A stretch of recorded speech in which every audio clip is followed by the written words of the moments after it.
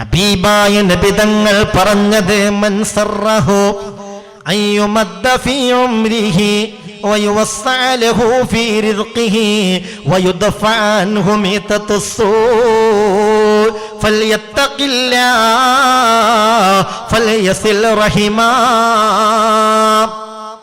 ശ്രദ്ധിക്കന്റെ പൊന്നു സഹോദരാ, ശ്രദ്ധിക്ക സഹോദരി. ഒരാൾക്ക് ദീർഘായുസ് ലഭിക്കണമെന്നുണ്ടോ? അതിൽ ആ ദീർഘായുസ്സിൽ വലിയ ബറക്കത്ത് കിട്ടണമെന്നുണ്ടോ? അയാളുടെ റിസ്കിൽ വിശാലതയുണ്ടാകണമെന്ന് ആഗ്രഹമുണ്ടോ? വയുദ്ഫഅൻഹു മീതത്തുസ്സൂ, അപകടമരണം, ആപത്തുകൾ, മോശപ്പെട്ട മരണങ്ങൾ, അതിൽ നിന്ന് രക്ഷ കിട്ടണമെന്നാഗ്രഹമുണ്ടോ? ഫൽയത്തഖില്ലാഹ്, അല്ലാഹനെ സൂക്ഷിച്ചോ, മുത്തഖിയായിക്കോ. ഫൽയസിൽ റഹിമാ, അതോടൊപ്പം കുടുംബ ബന്ധം ചേർക്കാൻ പ്രത്യേകം ശ്രദ്ധിക്കുകയും ചെയ്തോ. നമ്മൾ ശ്രദ്ധിക്കേണ്ട ചില കാര്യങ്ങളുണ്ട്. അതിലൊന്ന് കുടുംബ ബന്ധം പുതുക്കുക, ചേർക്കുക, കുടുംബ ബന്ധത്തിന്റെ കാര്യത്തിൽ ശ്രദ്ധിക്കുക എന്നതാണ്. ബാപ്പയുമായുള്ള ബന്ധം, ഉമ്മയുമായുള്ള ബന്ധം, സഹോദരി സഹോദരന്മാരുമായുള്ള ബന്ധം, ബാപ്പയുടെ സഹോദരി സഹോദരന്മാർ, ഉമ്മയുടെ സഹോദരി സഹോദരന്മാർ, അവരുമായുള്ള ബന്ധം, ഇങ്ങനെ രക്തബന്ധങ്ങളും കെട്ടുബന്ധങ്ങളും ഈ കുടുംബ ബന്ധങ്ങൾ, അതിന് നമ്മൾ വലിയ വില കൽപ്പിക്കണം.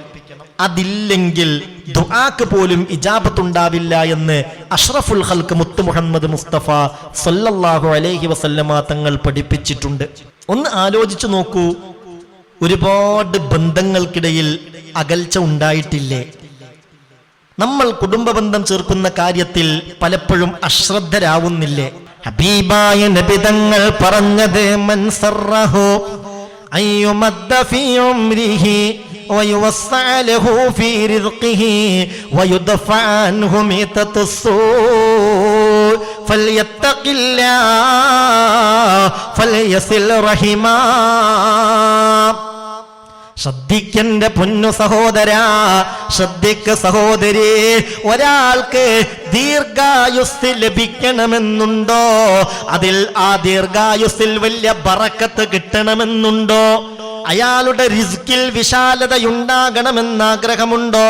വയുദ്ഫഅ അൻഹു മീതത്തുസ്സൂ, അപകടമരണം, ആപത്തുകൾ, മോശപ്പെട്ട മരണങ്ങൾ, അതിൽ നിന്ന് രക്ഷ കിട്ടണമെന്ന് ആഗ്രഹമുണ്ടോ? ഫൽയത്തഖില്ലാഹ്, അല്ലാഹനെ സൂക്ഷിച്ചോ, മുത്തഖിയായിക്കോ. ഫൽയസിൽ റഹിമാ, അതോടൊപ്പം കുടുംബ ബന്ധം ചേർക്കാൻ പ്രത്യേകം ശ്രദ്ധിക്കുകയും ചെയ്തോ. അപ്പൊ നമ്മൾ ഈ ഒരുപാട് ദിക്റുകൾ ചൊല്ലുന്നുണ്ട്, ഖുർആൻ ഓതുന്നുണ്ട്, ഒരുപാട് നല്ല നല്ല കാര്യങ്ങൾ നമ്മൾ ചെയ്യുന്നുണ്ട്. അതൊക്കെ ഒന്ന് സ്വീകരിച്ചു കിട്ടാൻ ഈ കുടുംബ ബന്ധം ചേർക്കുന്ന വിഷയത്തിലുള്ള അശ്രദ്ധ ഒരിക്കലും ഒരു തടസ്സമാകരുത്. അതുകൊണ്ട് എന്ത് വേണമെന്നറിയോ? ഇതൊരു വെറും വർത്താനായിട്ട് നിങ്ങൾ കേൾക്കണ്ട. ഇതൊരു പണി ഞാൻ നിങ്ങളെ ഏൽപ്പിക്കാൻ, ദുനിയാവും ആഖിറവും റാഹത്തായി കിട്ടാൻ വേണ്ടി ഒരു കാര്യം ഞാൻ നിങ്ങളോട് നാളെ ഇത്ര ദിക്ർ ചൊല്ലി എന്ന് നിങ്ങളോട് പറയുന്നില്ലേ? അതേ ഗൗരവത്തിൽ ഞാൻ നിങ്ങളോട് പറയാണ്, ബന്ധങ്ങൾ ഒന്ന് ചേർക്കുക. ജ്യേഷ്ഠത്തിക്ക് വിളിച്ചു നോക്കുക, അനുജത്തിക്കൊന്ന് വിളിച്ചു നോക്കുക, ജ്യേഷ്ഠന് വിളിക്കുക, അനുജന് വിളിക്കുക. അവരുടെയൊക്കെ മക്കളെ പലപ്പോഴും വിവാഹം ചെയ്ത് അയച്ചിട്ടുണ്ടാകും. വിവാഹം ചെയ്ത് അയച്ചതിന് ശേഷം അങ്ങനെ ഒരു ബന്ധമൊന്നും നമുക്കിടയിൽ ഉണ്ടാവില്ല. പലപ്പോഴും അവരുടെ ഫോൺ നമ്പർ പോലും നമ്മളടുത്ത് ഉണ്ടാവില്ല. അതൊക്കെ ഒന്ന് സംഘടിപ്പിച്ച് ഒന്ന് വിളിച്ച്, ഒന്നുമില്ല വിവരങ്ങളൊക്കെ ഒന്ന് അറിയാൻ വിളിച്ചതാ, എന്താണ് വിശേഷങ്ങളെന്ന് ചോദിക്കുക. ഇങ്ങനെ ഒരു ബന്ധം നമ്മൾ പുതുക്കിയാൽ അല്ലാഹുവാണ് സാക്ഷി, ഇത് വലിയ ഒരു ഇബാദത്തായിരിക്കും. അത് റബ്ബിനോട് കൈ ഉയർത്താൻ നമുക്ക് അർഹത നേടിത്തരും. അല്ലാഹു തൗഫീക്ക് നൽകട്ടെ. ശ്രദ്ധിച്ചൂടെ?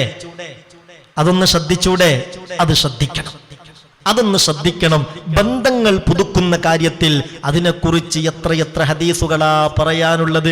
നിങ്ങളാ ചെയ്യുന്ന ഓരോ ഫോൺ കോളുകളും നല്ല നിയ്യത്തോടുകൂടെയാണെങ്കിൽ അത് തസ്ബീഹായിരിക്കും, അത് തക്ബീറായിരിക്കും, അത് തഹ്ലീലായിരിക്കും, അത് അള്ളാഹുവിൽ നിന്ന് കൂലി കിട്ടുന്ന കാര്യങ്ങളായി മാറും. അങ്ങനെയാണ്. നിന്റെ കൂട്ടുകാരനെ കാണുമ്പോൾ അസ്സലാമു അലൈക്കും, എന്താ വിശേഷം എന്ന് ചോദിച്ചാൽ അതുപോലും ഇബാദത്തല്ലേ? സുഖവിവരങ്ങൾ അന്വേഷിക്കൽ ഇബാദത്തല്ലേ? അപ്പൊ ഇൻഷാ അല്ലാഹ് ആ ഒരു ബന്ധം നമ്മൾ പുതുക്കണം. കുടുംബ ബന്ധം ചേർക്കുക എന്ന നിലയിൽ ഈ ഒരു കാര്യം ശ്രദ്ധിക്കണം. അത് നമുക്ക് വലിയ മുതൽക്കൂട്ടായി മാറും. ജല്ല ജലാലായ അല്ലാഹു നമ്മളെ അനുഗ്രഹിക്കട്ടെ, അല്ലാഹു നമ്മളെ സഹായിക്കട്ടെ. അങ്ങനെ ബന്ധങ്ങൾക്ക് വില കൽപ്പിക്കുന്ന സാലിഹീങ്ങളിൽ അല്ലാഹു നമ്മളെ ഉൾപ്പെടുത്തട്ടെ. കാരണം എന്താണെന്നറിയോ, മൻ വസലഹു വസൽതുഹു വമൻ ഖതഅഹു ഖതഅതുഹു. ആരാണ് കുടുംബ ബന്ധം ചേർക്കുന്നത് അവരെ ഞാൻ റഹ്മത്തിന്റെ ബന്ധത്തിൽ ചേർക്കുന്നതാണ്. എന്റെ റഹ്മത്തിന്റെ ബന്ധം അവർക്ക് ലഭിക്കണമെങ്കിൽ അവര് കുടുംബ ബന്ധം ചേർക്കുന്നവരാവണം. വമൻ ഖതഅഹു ഖതഅതുഹു. എന്ത് കുടുംബ ബന്ധം? എന്താണ് ഇയാൾ ഈ പറയുന്നത്? ഇതിന് ഇത്ര വലിയ പ്രാധാന്യമൊക്കെയുണ്ടോ? അങ്ങനെ വിളിച്ച് സുഖവിവരങ്ങളൊക്കെ അന്വേഷിക്കേണ്ടതുണ്ടോ? അതിലൊന്നും വലിയ കാര്യമില്ലെന്ന് പിശാച് നിന്നോട് ഉത്ബോധനം നടത്തുകയും അത് അംഗീകരിച്ച് ഇതിൽ നിന്ന് മാറി നിൽക്കുകയും ചെയ്താൽ അല്ലാഹു പറയുന്നുണ്ട്, അവനുമായുള്ള ബന്ധങ്ങൾ ഞാൻ മുറിച്ച് കളയുന്നതാണ്. അല്ലാഹു കാക്കട്ടെ, ആമീൻ പറഞ്ഞേക്ക്, അല്ലാഹു കാക്കട്ടെ. അപ്പോൾ ഈ പറഞ്ഞ ഒരു കാര്യം അത് ഏറെ ഗൗരവമുള്ളതാണ്. സഹോദരീ സഹോദരന്മാർ, ബാപ്പയുടെ സഹോദരീ സഹോദരന്മാർ, അവരുടെയൊക്കെ മക്കൾ, അവരൊക്കെ കെട്ടിച്ചയച്ചവർ പലരുമുണ്ടാകും. ബന്ധങ്ങൾ പറ്റേ വിട്ടുപോയിട്ടുണ്ടാകും. ഈ ഒരു ബന്ധത്തിന്റെ പ്രാധാന്യം മനസ്സിലാക്കി ഇൻഷാ അല്ലാഹ് അങ്ങനെ നമ്മളൊന്ന് ഫോൺ ചെയ്യണം. അത് വലിയ ഖൈറാ. അല്ലാഹു റബ്ബുൽ ഇസ്സത്ത് നമ്മളെ സഹായിക്കട്ടെ. നമ്മളെ കുടുംബങ്ങൾക്കിടയിലൊക്കെ, നമ്മുടെ ബന്ധങ്ങൾക്കിടയിലൊക്കെ ആത്മാർത്ഥതയും നല്ല ദൃഢതയും പരസ്പര സ്നേഹവും ഉണ്ടാകാൻ നിയ്യത്ത് ചെയ്തിട്ട് ഈ ദിക്ർ നിങ്ങൾ ചൊല്ലി നോക്കൂ. ഇതൊക്കെ റബ്ബിനെ സാക്ഷി നിർത്തി ഞാൻ നിങ്ങളോട് പറയാണ്, ഇതൊക്കെ ചെയ്യേണ്ടത് പോലെ ചെയ്താൽ അതിന് ഫലം കാണും. പിന്നെ ഉസ്താദേ, എൻ്റെ മോൻ അങ്ങനെ പറഞ്ഞു, എൻ്റെ മോൻ ഇങ്ങനെ പറഞ്ഞു, എന്നെ പിടിച്ച് തള്ളി, പുറത്തൊരാളോട് പറയാൻ പറ്റൂല, മോൻ്റെ പെരുമാറ്റം അങ്ങനെയാണ്, മരിയോൾ ഇങ്ങനെയാണ്, അമ്മായിയും അങ്ങനെയാണ്, നാത്തൂൻ ഇങ്ങനെയാണ്. ഈ വിഷയമൊക്കെ അവസാനിക്കും. അള്ളാഹുവിൻ്റെ പൊരുത്തവും അതോടൊപ്പം നമ്മൾ സ്നേഹിക്കേണ്ടവരുടെ സ്നേഹവും കിട്ടണമെന്ന നിയ്യത്തോടുകൂടെ നിങ്ങൾ ചൊല്ലി വരി. ഇൻഷാ അല്ലാഹ്, അല്ലാഹു തൗഫീക്ക് നൽകട്ടെ. പ്രധാനപ്പെട്ട 2-3 കാര്യങ്ങൾ ഞാൻ പറഞ്ഞു. ഒന്ന്, ആ കുടുംബ ബന്ധം ചേർക്കുന്ന കാര്യത്തിൽ മിനിമം ഫോൺ കോൾ കൊണ്ടെങ്കിലും ഇൻഷാ അല്ലാഹ് അത് വലിയ മുതൽക്കൂട്ടാകും. അതുകൊണ്ട് നിങ്ങൾക്ക് ബറക്കത്ത് കിട്ടും. അതുകൊണ്ട് നിങ്ങളുടെ പ്രയാസങ്ങൾ നീങ്ങിപ്പോകും. അല്ലാഹു നിങ്ങൾക്ക് ദീർഘായുസ് നൽകും. അല്ലാഹു അപകട മരണത്തെ തൊട്ട് കാക്കും. പടച്ചോൻ തൗഫീക്ക് തരട്ടെ. ഇതൊരു പ്രവർത്തനമായി ഈ മജ്ലിസിൽ പങ്കെടുത്തവർ ചെയ്യേണ്ട ഒരു കർമ്മമായി നിങ്ങൾ ഏറ്റെടുക്കണം. ഇതൊരു വെറും വയലല്ല. ഇൻഷാ അല്ലാഹ് അങ്ങനെയൊക്കെ നിങ്ങൾ ചെയ്യുമ്പോഴാണ് നമുക്കും ഹൈറ് കിട്ടുക.